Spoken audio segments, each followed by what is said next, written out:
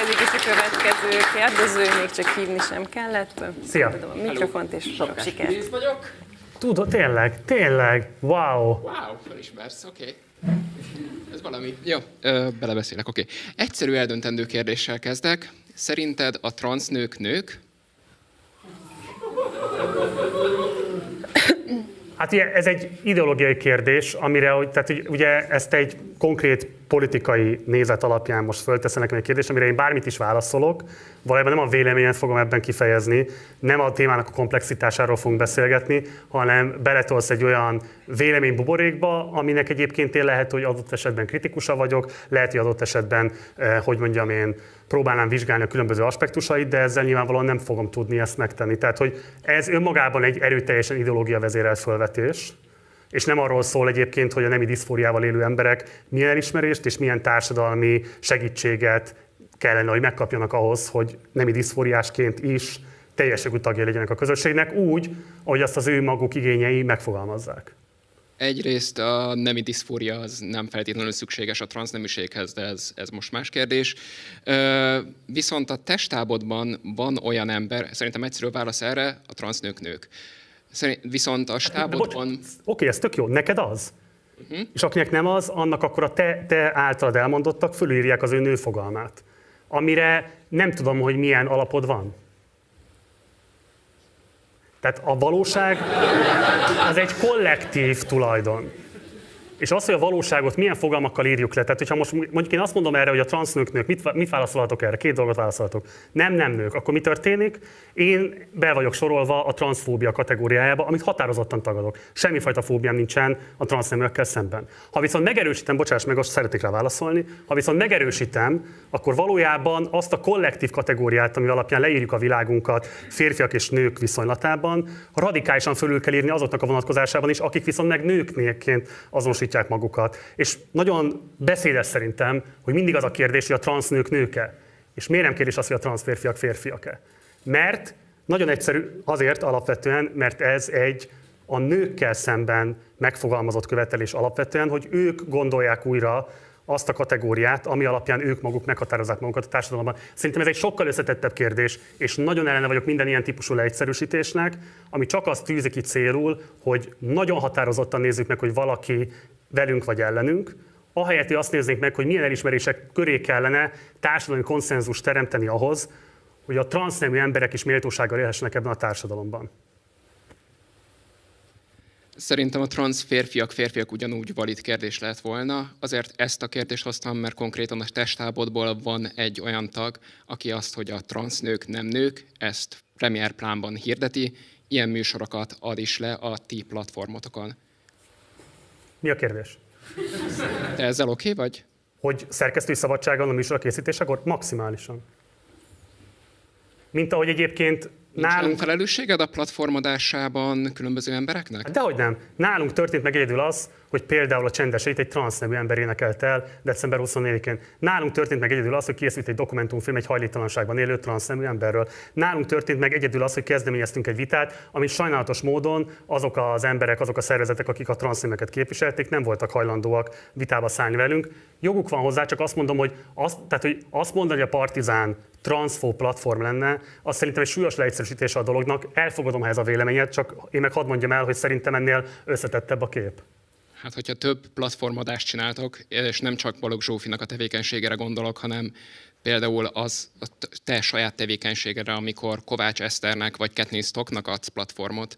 Láttad a Kathleen Stockos interjúmat? Láttam. És szerinted én ott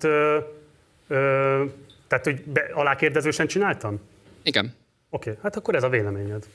Én szerintem, én ott nagyon direktben ügyeltem arra, és kérem, hogy aki tehet itt nézze meg, elfogadom a véleményedet, teljesen tiszteletbe tartom, de valaki nem látta volna, akkor szerintem érdemes megnéznie. Szerintem ott én kifejezetten azokat a kérdéseket tettem föl, mert ez volt a feladatom, amiket adott esetben a Kathleen Stockkal kritikus emberek tettek volna fel a nyilvánosságban. Akkor felolvasok egy idézetet, és nézzük meg, hogy mennyire értesz ezzel egyet.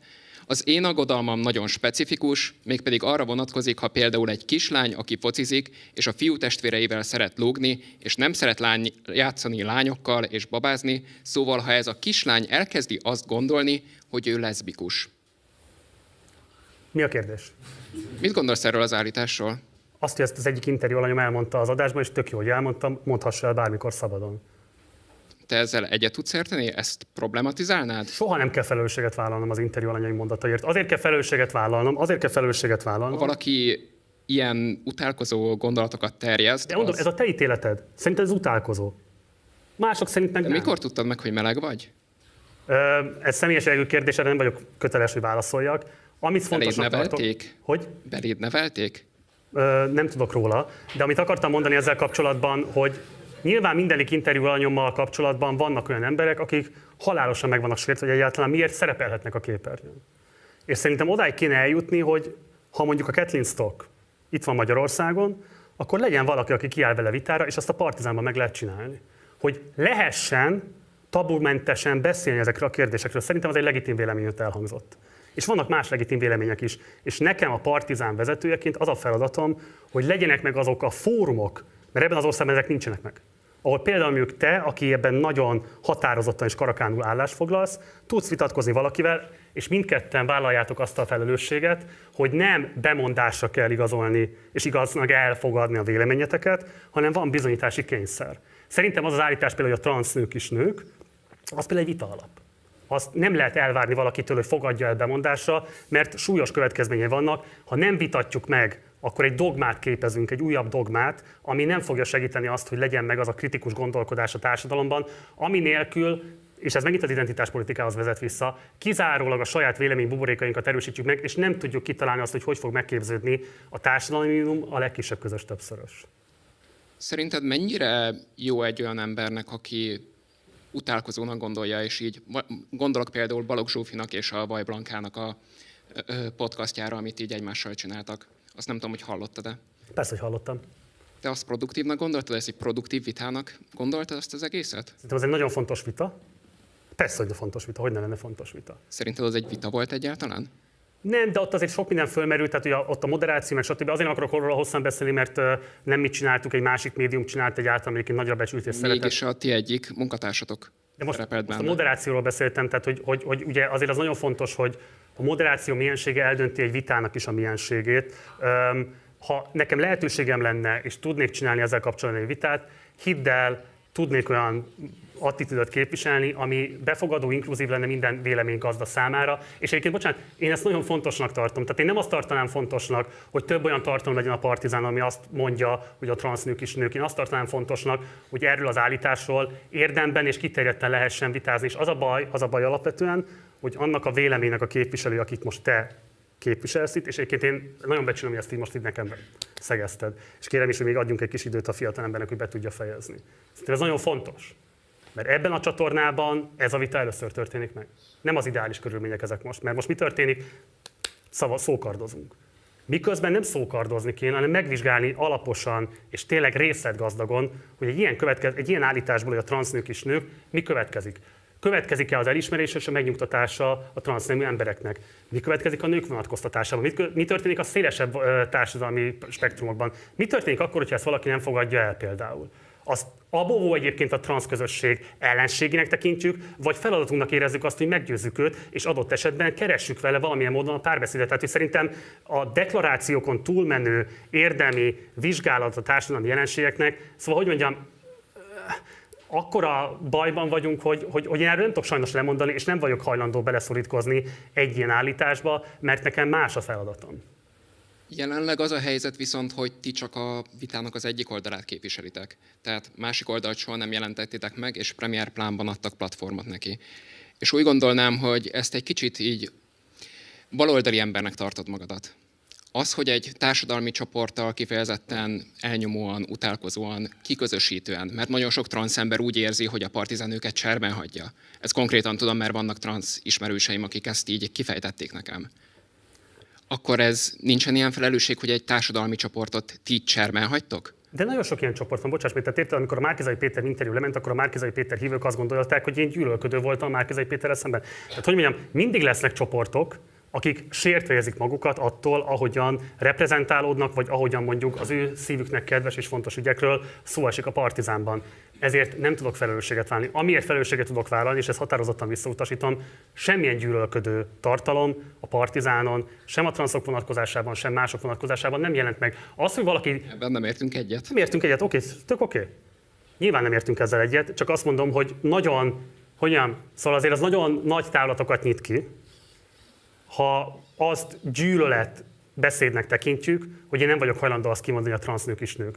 Ha ezt nem lehet egy vita alapnak tekinteni, ha én ezt nem vagyok hajlandó kimondani, és ez már önmagában gyűlölet beszédnek számít, gondolom, úgy így tekintesz rám emiatt.